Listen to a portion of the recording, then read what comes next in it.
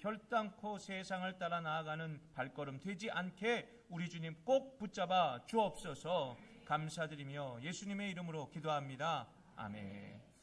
우리 함께 하나님 말씀 봉독하겠습니다. 은혜 받으실 하나님의 말씀은 사도행전 10장 9절로 16절의 말씀입니다. 사도행전 10장 9절로 16절의 말씀, 여러분들이 찾으시는 책은 신약이겠죠? 그렇죠? 다 찾으신 줄 알고 제가 봉독해 드리도록 하겠습니다. 사도행전 10장 9절로 16절의 말씀 봉독하겠습니다.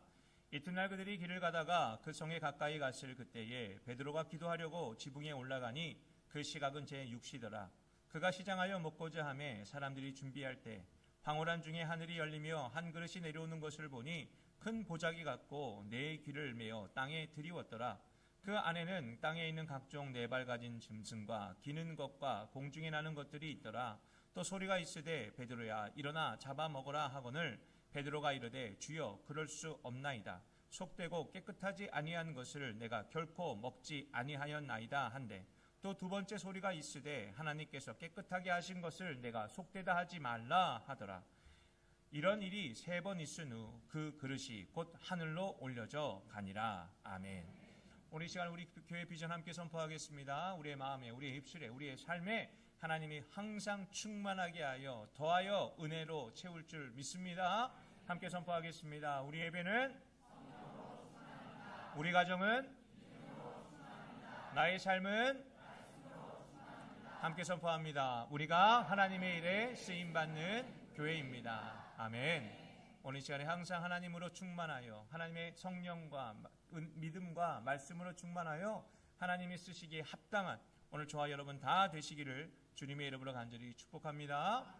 오늘 저는 우리가 함께 읽은 이 말씀을 가지고 교회 우리 안에 담을 먼저 헐어라 라는 제목으로 함께 하나님의 은혜를 나누기를 원합니다. 제가 이제 몇 주 전부터 계속 사도행전을 통하여 말씀을 나누고 있는데요. 사도행전에 기록되어져 있는 이 교회의 모습이 우리에게 은혜가 되는 것은 부흥하는 교회이기 때문입니다. 아멘. 교회는 반드시 부흥해야 될 줄로 믿습니다. 우리 퍼스 순복음교회도 부흥하는 교회임을 믿습니다. 근데 저는 제가 바라는 이 부흥이란 숫자가 많아지는 것을 원하지 않아요. 그러니까 숫자만, 잘 들으셔야 돼요. 숫자만 많아지는 것을 원하지 않아요. 숫자가 많아지는 것은 좋습니다. 왜냐? 그 교회가 매력적이라는 뜻이에요. 매력적인 곳이 있으면 사람들이 따라가죠. 그렇죠?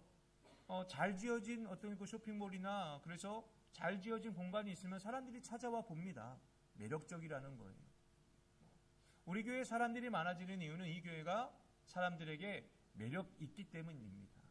차밍 포인트가 있다라는 거겠죠. 저는 우리 교회가 그런 교회가 되었으면 좋겠습니다. 그러나 사람만 많으면 안 돼요.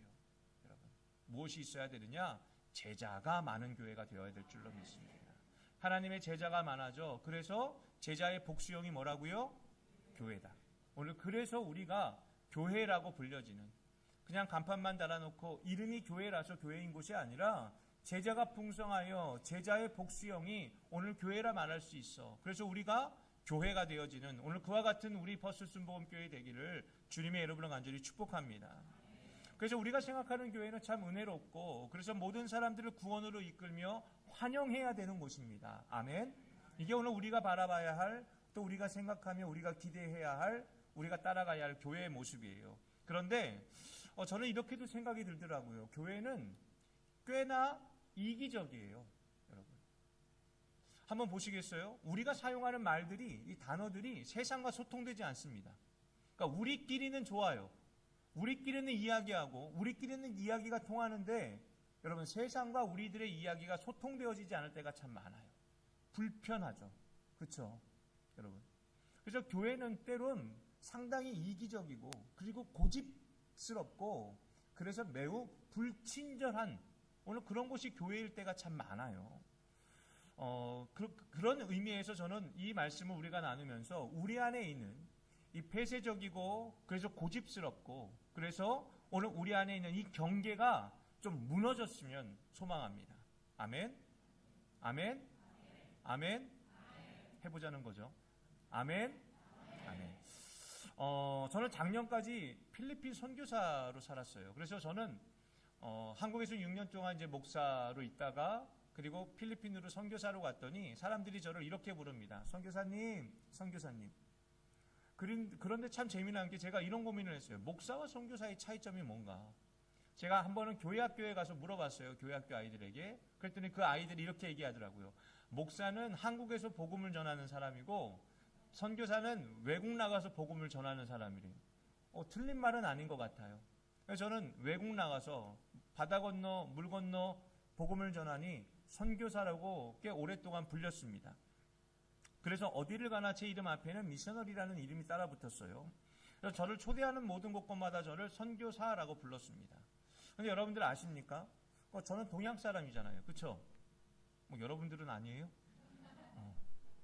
저는 동양 사람인데 사실 100년 전에 제가 태어나서 선교사가 되었다면 아마 저는 선교사라는 타이틀을 못 갖고 살았을 거예요. 왜냐?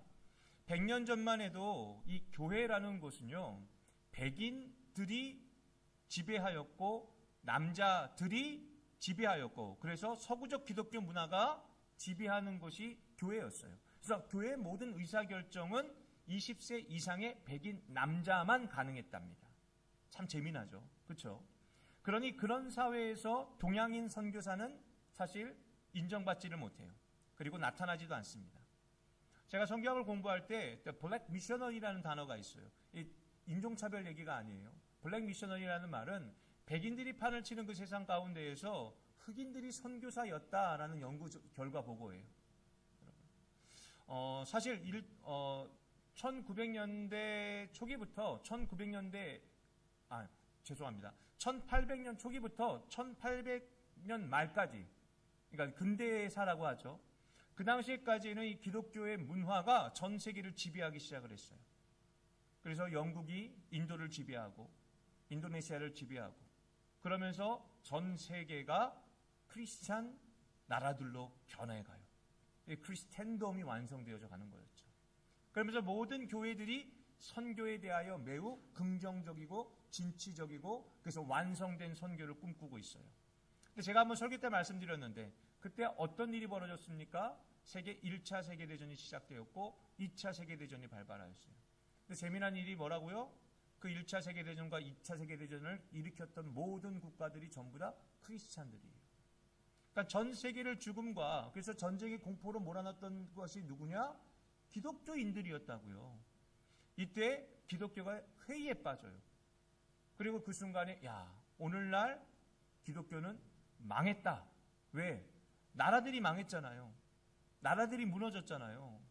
여러분, 프랑스가 무너졌고 영국이 무너졌고 러시아가 무너지고 이태리가 무너지고 독일이 무너지고 전부 다 전쟁의 폐허로 말미암아 더 이상 교회가 기능을 발휘하지 못하니 교회가 회의에 빠지는 거예요. 망했다.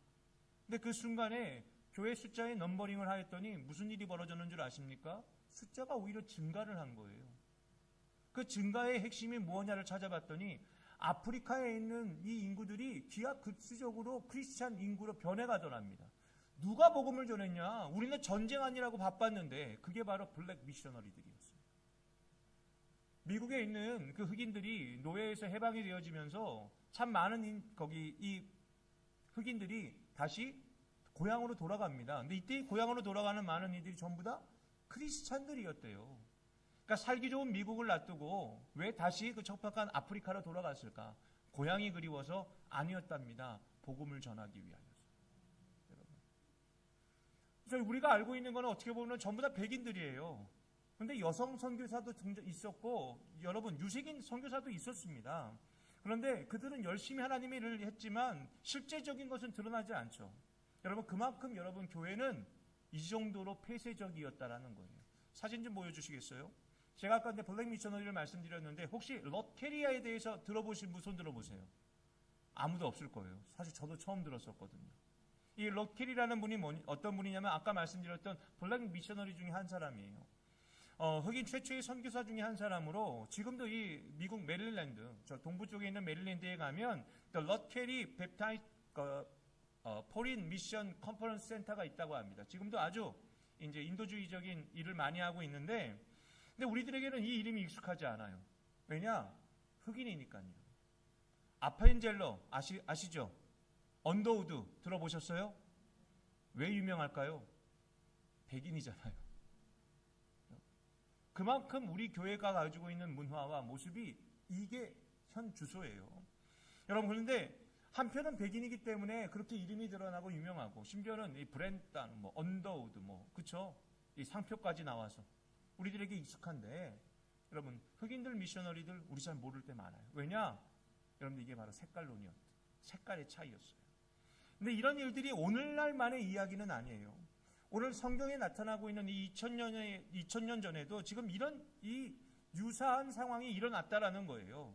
우리가 지금 제가 소개드렸던 이 로케리가 보이지 않는 그 인종의 장벽 가운데 막혀 여러분들 그 벽 바깥에서 지금 복음을 전하고 있는 일이 있었다면, 오늘 말씀 가운데서는 어떤 보이지 않는 장벽이 있습니까? 유대인과 비유대인의 장벽이 있잖아요. 그렇죠?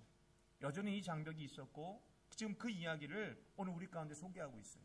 그리고 오늘 말씀은 그 장벽 바깥에 있는, 그래서 하나님이 만들어주신 이 천국의 잔치 가운데 그 바깥에 서 있는 자들이 하나님이 지금 그 잔치 안으로 초대하고 있는, 구원의 문을 활짝 열고 있는 이야기인 줄로 믿습니다. 그리고 이 일에 오늘 누가 부름을 받을까요? 교회가 부름을 받고 있어요. 아멘.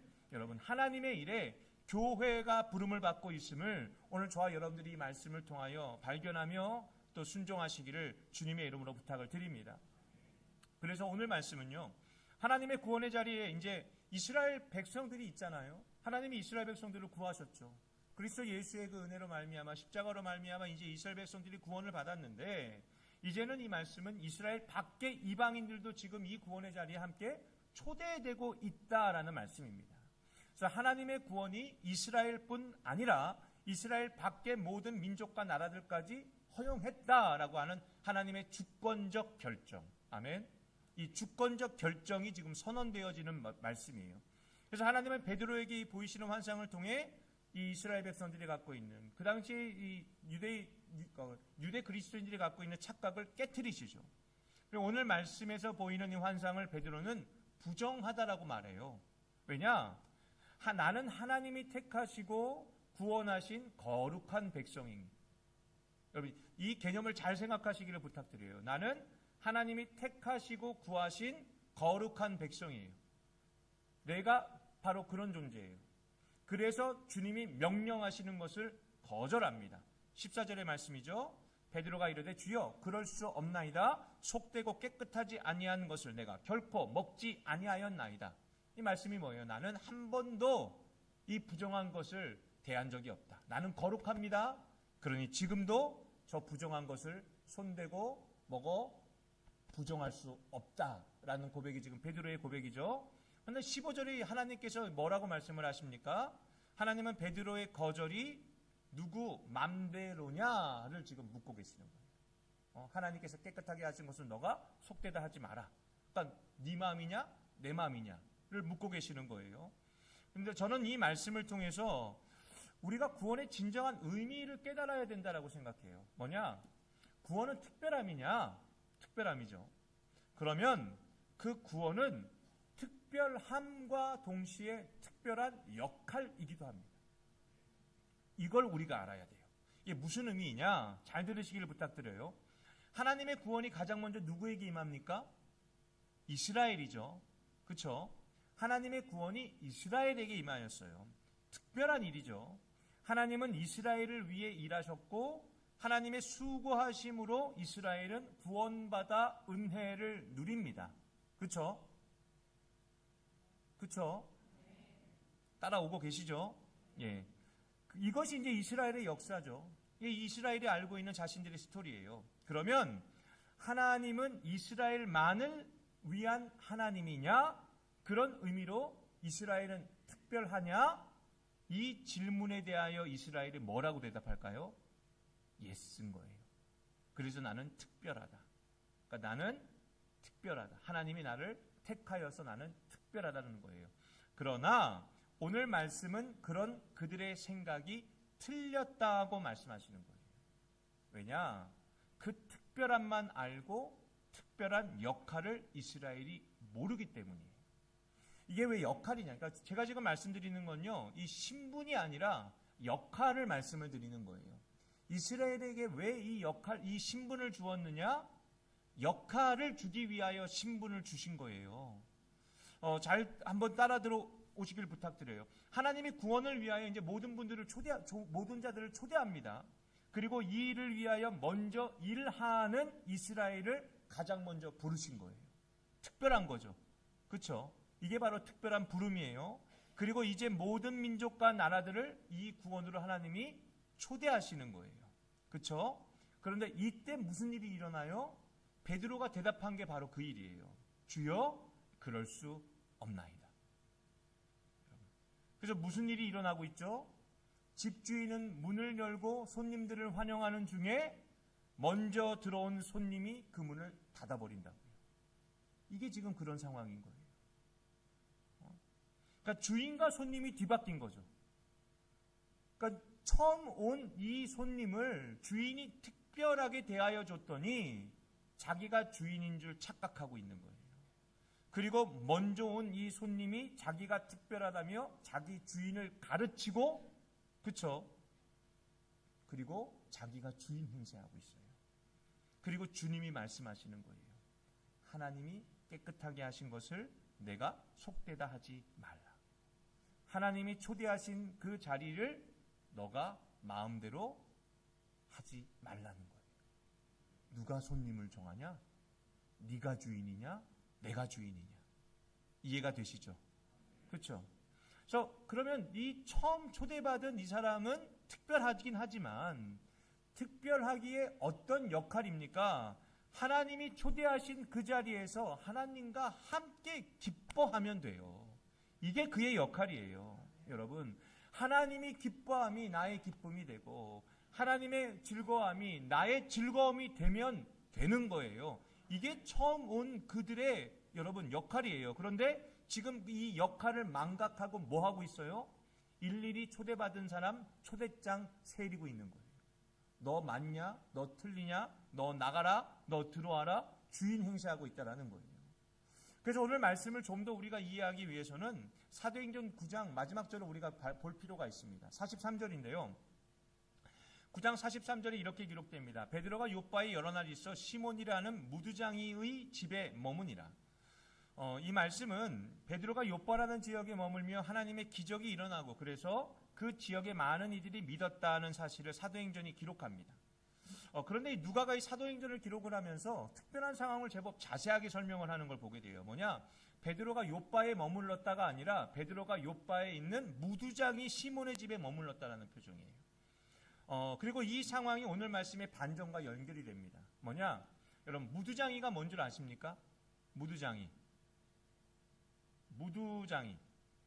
여기 좀 오래 계신 분들 잘 모르시죠? 그렇죠? 저는 모르지. 가죽을 세공하는 사람이에요. 가죽. 근데 요즘은 이제 가죽을 따로 팔겠죠. 그렇죠? 그런데 옛날에는 가죽을 얻으려면 뭘 했을까요? 죽은 동물에게서 가죽을 벗겨냈어야 됐어요. 그러면 어떤 일이 벌어져야 될까요? 죽은 동물을 만져야죠. 죽은 것을 만지는 것은 부정한 일이에요. 무두장이의 직업은 부정한 직업이에요. 유대인들은 무두장이를 상대하지 않아요. 이게 지금 무두장이에요. 그래서 지금 이 베드로가 그런데 하필이면 누구의 집에 머물렀다고요? 무두장이의 집에 머물렀다고요. 여러분. 그러면서 오늘 말씀으로 넘어오면 이제 이 이야기가 어떻게 진행이 되느냐? 하나님이 보여주셨잖아요. 뭘 보여주셨어요? 부정한 것들을 보여주셨죠? 베드로가 거절합니다. 왜냐? 부정하다고요. 부정하니까 거절한 거예요. 그러나 이제 여기서부터 이제 우리가 한번 살펴볼 것이 부정한 자의 집에 머물며 거하는 베드로에게 하나님이 원하시는 일이 일어났어요? 안 일어났어요? 일어났어요. 여러분. 부정한 자는요, 하나님이 원하시는 일에 참여할 수 없습니다. 이게 이스라엘의 율법이잖아요. 근데 지금 베드로가 누구의 집에 머물러요? 부정한 자의 집에 머물러요. 그런데도 불구하고 사도행전 9장에서는 부정한 자의 집에 머무는 이 사도 베드로를 통하여 하나님의 일이 일어난다고요. 그래서 어떤 일이 벌어집니까? 그 부정한 자의 집에 있음에도 불구하고 죽은 이 다비다가 살아나고 사람들이 예수 그리스도를 믿고, 그래서 이 말씀을 통하여 이 누가가 우리에게 설명하고 있는 이야기는요, 하나님의 능력과 하나님의 이 계시는 사람의 부정하고 부정하지 않고 그 상황과 전혀 무관하게 역사하시고 계시하고 보여진다라는 거예요. 하나님이 하신다라는 거예요. 너의 능력과 상황에 상관없이 나는 나다, 나는 내 일을 해낸다, 이게 하나님이시라고요. 그래서 오늘 말씀은 하나님이 거룩하게 하심이 사람이 부정하다고 생각하는 장소에서 반복적으로 경험되고 일어나고 있어요. 무드장이의 집도 부정하죠. 베드로에게 보여지는 환상도 부정하죠. 이것이 율법이 정한 거잖아요. 그렇죠? 그러면 율법은 누가 정했습니까? 하나님이 정한 거예요. 그리고 하나님이 그거를 깨끗하다고 말씀하시는 거예요. 그러면 깨끗한 거예요. 여러분, 율법을 누가 만들었다고요? 하나님이 만들었어요. 율법의 주인이 누구예요? 하나님이에요. 베드로는 손님이에요. 손님이 주인을 가르친다고요. 손님이 주인을 나무란다고요. 이게 지금 오늘 우리 말씀 가운데에서 우리들에게 보여지는 현실이에요. 그래서 오늘 말씀에서 베드로는요, 하나님이 거룩하게 하시고 또 거룩하다고 말씀하시는 것을 끝까지 부정하고 있어요. 여러분, 이 고집이 깨어져야 하나님을 경험합니다. 아멘. 여러분, 우리에게는 이 고집이 없어요. 여러분, 그들이 거룩하다고 정한 율법도 하나님이 정했다고요. 그들이 목숨처럼 소중하게 여기는 하나님의 말씀도 하나님이 주신 거예요. 여러분, 그래서 그들이 따라가잖아요. 순종하지 않습니까? 여러분, 그러나 이 순종이 지금 어떤 일을 하고 있느냐? 하나님과 대치하며 하나님을 꾸짖고 있는 거예요. 하나님을 가르치고 있는 거예요. 하나님이 틀렸다고 하는 중인 거죠. 이게 지금 이스라엘의 율법이고, 그래서 이스라엘이 그 바리새인들이, 그 제사장들이 예수 그리스도를 십자가에 못 박은 이유고, 베드로가 하나님의 말씀과 대치하고 있는 중인 거예요. 우리가 이 상황을 잘 볼 수 있어야 돼요, 여러분. 그래서 하나님은 이걸 깨트리시겠다고 결정하신 거예요. 그래서 나의 복음이 너희들에게만 담겨질 게 아니라 이제는 너희를 통하여 모든 이방에게까지 담겨져야 하겠다. 여러분, 이걸 하자. 이걸 나는 정했다. 이렇게 해야만 하겠다. 지금 이 말씀을 하나님이 하시는 거예요. 아멘. 여러분, 이게 바로 사도행전에 기록되어지고 있는 교회의 모습이고, 그래서 우리들에게 요구하시는 하나님의 마음입니다. 그러니까 여기가 좋사오니를 하나님은 용납하지 않으신다고요. 우리가 정한 교회에 그 울타리를 하나님은 부수고 계신다고요. 여러분, 그래서 하나님의 은혜가 내 안에만 채워지는 것이 아니라, 내 울타리에만 가득 채워지는 것이 아니라, 그 울타리를 벗고 그 담을 허물고 내가 원하는 곳으로 가자. 이걸 지금 우리 하나님이 우리에게 요구하신다고요. 이것을 듣고 따라 순종하는, 이것을 복음이라 말하는 우리 교회 되기를 저는 우리 주님의 이름으로 간절히 축원합니다. 그래서 지금 베드로의 한계가 허물어지고 있는 중인 거예요. 이게 이제 10장의 말씀인데, 이제 23절, 10장 23절을 보게 되면 이런 일이 등장을 합니다. 고넬료가 이제 하인들을 보내요. 베드로를 청하기 위하여. 그리고 베드로의 요청으로 이 하인들을 만나며 이 하인들을 베드로가 무두장이의 집으로 데리고 들어옵니다. 근데 이 장면을 여러분들이 한번 상상해 보시기를 바라요. 그토록 단호하게 하나님이 주시는 것을 이제 베드로가 거절했죠. 그러니까 무슨 일인지 잘 알지 못했어요. 이게 꿈인가 생신가?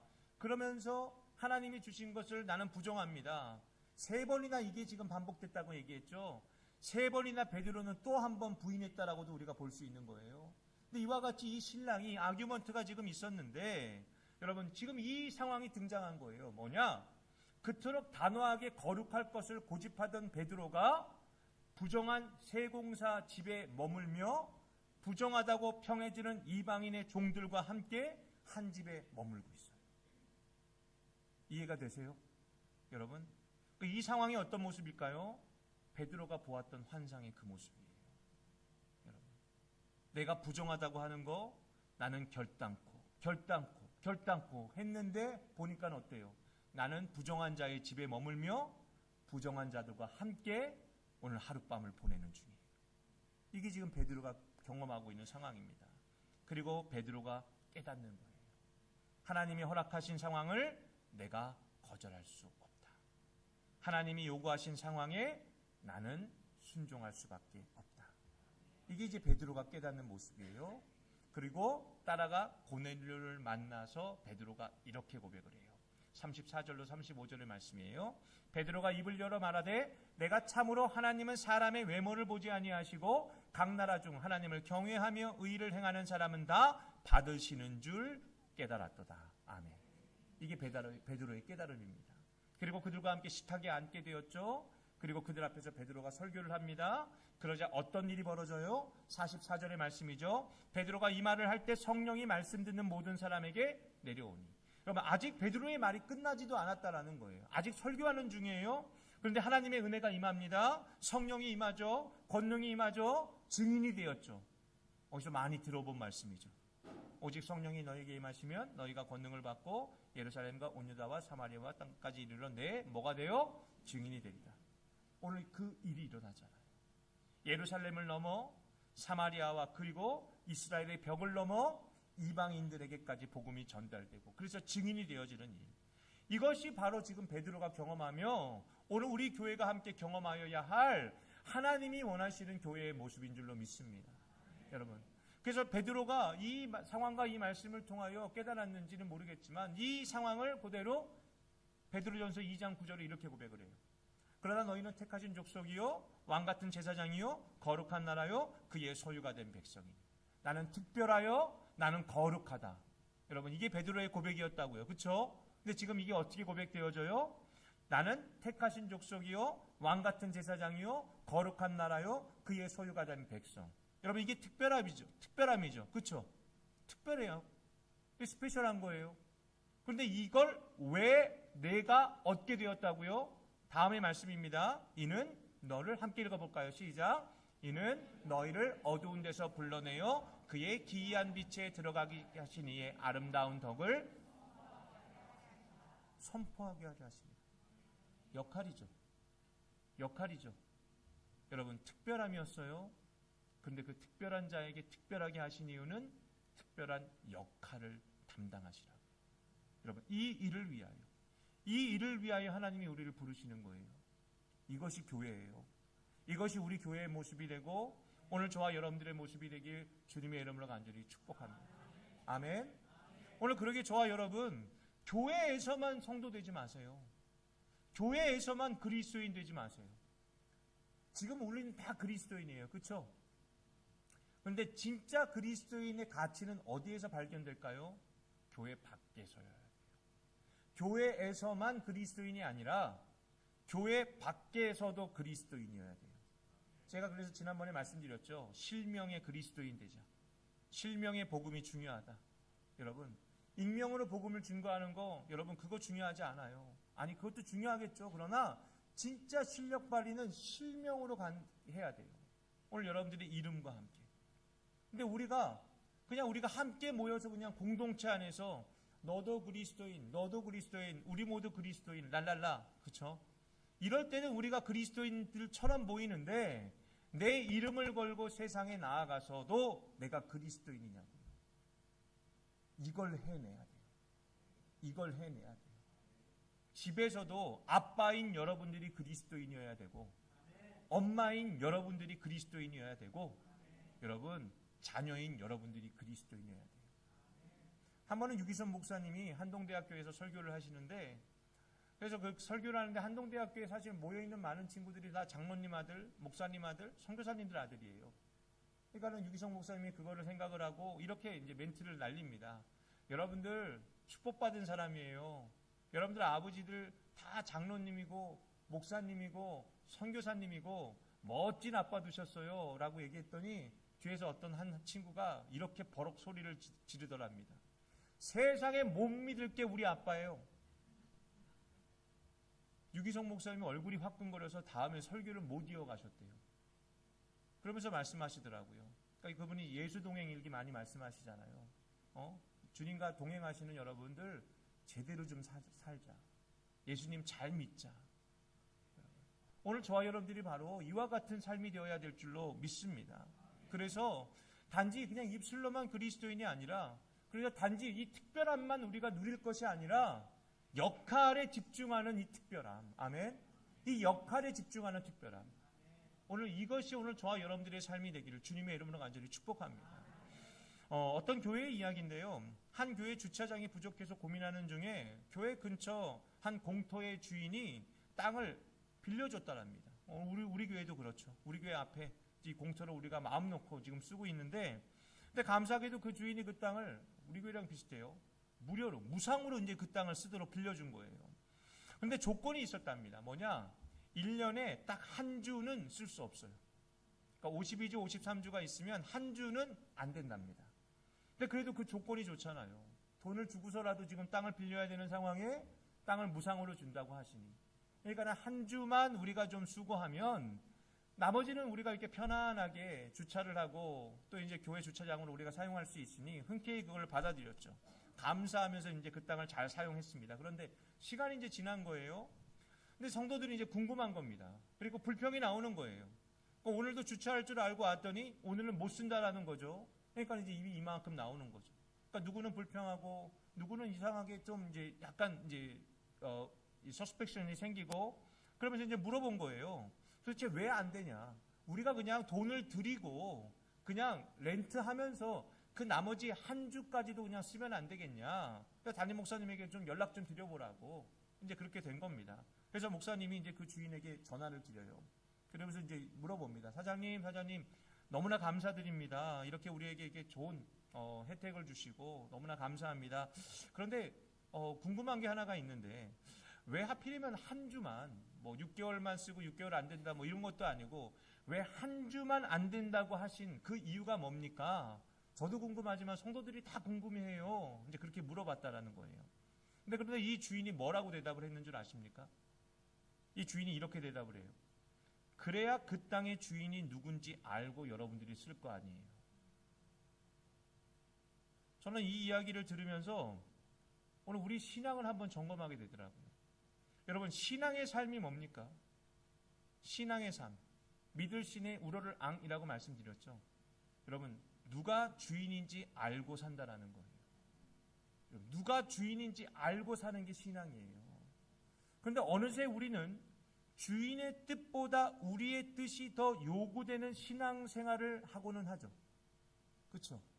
내가 결정한 나의 상황에 도움 줄 하나님. 주객이 전도되는 거예요. 오늘 베드로가 가졌던, 그래서 초대교회와 모든 유대 그리스도인이 가졌던 선입견도 바로 이런 거예요. 내가 주인이에요. 내가 나의 믿음으로 내가 주인이 된, 여러분들 그 마음이 그들의 마음이에요. 여러분, 누가 주인이에요? 누가 구원자예요? 여러분, 하나님이 말씀하십니다. 내가 구하겠다는데 너희가 왜 결정하냐? 내가 사랑하겠다는데 너희가 왜 판단하냐? 여러분, 그 가늠하다 현장에 잡혔던 그 여인도 마찬가지 이야기 아닙니까? 죄 없는 자가 돌로 쳐. 죄인이 죄인을 나무라냐? 누가 의인이고 누가 재판장이냐? 누가 판단할 것이냐? 내가 구하겠다는데, 내가 사랑하겠다는데 너희가 왜 결정하냐? 이걸 우리가 오늘 들어야 되는 거예요. 여러분, 그래서 오늘 우리는 구원의 은혜를 위해 결정권자가 아니라 참여자로 하나님 앞에 드려지는 우리가 될 줄 믿습니다. 우리가 특별하다면 그 특별한 자에게 주시는 그 역할에 집중해낼 수 있는 저와 여러분 다 되어주시기를 주님의 이름으로 간절히 부탁을 드립니다. 그래서 하나님이 사랑하는 자를 사랑하고 하나님이 위하는 자를 내가 함께 위하며 서로가 서로를 향하여서 나의 결정이 아니라 하나님의 결정대로 살아갈 수 있는 이와 같은 복된 교회가 저와 여러분 되시기를 주님의 이름으로 간절히 축복합니다. 이게 교회인 거예요. 이게 교회입니다. 아멘. 그래서 교회가 뭐냐? 우리 안에 담을 먼저 헐어야 우리가 교회가 되는 거예요. 이게 헐어져야 하나님이 쓰실 만한 교회가 되고 쓰실 만한 도구가 되어 쓸만한 자로 하나님이 오늘도 우리를 사용하여 주실 줄로 믿습니다. 그 교회가 부흥하는 거예요. 그 교회가 부흥하는 거예요. 그래서 우리 교회는 부흥하게 될 줄로 믿습니다. 그래서 나의 기도가 아니라 너의 문제를 놓고 기도할 수 있는 내가 되고, 내가 먹고 사는 것을 위하여 하는 것이 아니라 내가 나의 양을 줄이면서까지 너를 먹이겠다고 힘쓰고 애쓰는 우리가 되기를 주님의 이름으로 간절히 축복합니다. 그래서 저는 오늘 설교를 이렇게 여러분들에게 나누고 싶어요.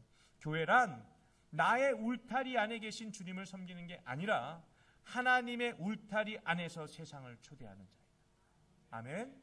여러분, 내 울타리 만들어 놓고 이거 지켜주세요, 이거 해주세요, 이거 원합니다, 그 요구와 요청으로 가득한 나의 기도가 아니라 하나님의 울타리 안으로 들어가며 오늘 그 울타리 안에서 모든 사람들을 초대하기에 여러분들 쓰임받으며 사용되어지는 복된 우리 퍼스 순복음교회. 아멘. 오늘 그 삶을 꿈꾸며 그 삶을 소망하며 그 삶을 살아갈 때 어떤 일이 벌어질까요? 아름다워지는. 오늘 우리 교회가 아름다워질 줄로 믿습니다. 하나님 보시기에 아름다워질 줄로 믿습니다. 여러분, 아름답다 뭔 뜻인지 말씀드렸죠? 기억나세요? 나다운 거예요. 여러분, 그게 나다운 거예요. 오늘 그래서 오늘 저와 여러분들이 아름다운 교회, 교회다운 교회, 성도다운 성도, 자녀다운 자녀. 아멘. 오늘 그렇게 아름다운 교회가 되어 세상이 복되다 말하며 소망하며 이 교회를 하나님이 채우시는 오늘 놀라운 초대교회와 같은 교회가 오늘 우리 교회가 되기를 주님의 이름으로 간절히 축복합니다. 축복합니다. 축복합니다. 제가 기도하겠습니다. 고마우신 하나님, 오늘도 내 안에 계신 주의 은혜가 주의 사랑이 넘쳐남을 믿습니다. 그러게 아버지여, 이 마음으로 내가 구하며 부르며 찾을 때 하나님 함께하여 주시고 은혜 베풀어 주시고 주의 역사가 이루어지게 하여 주옵소서.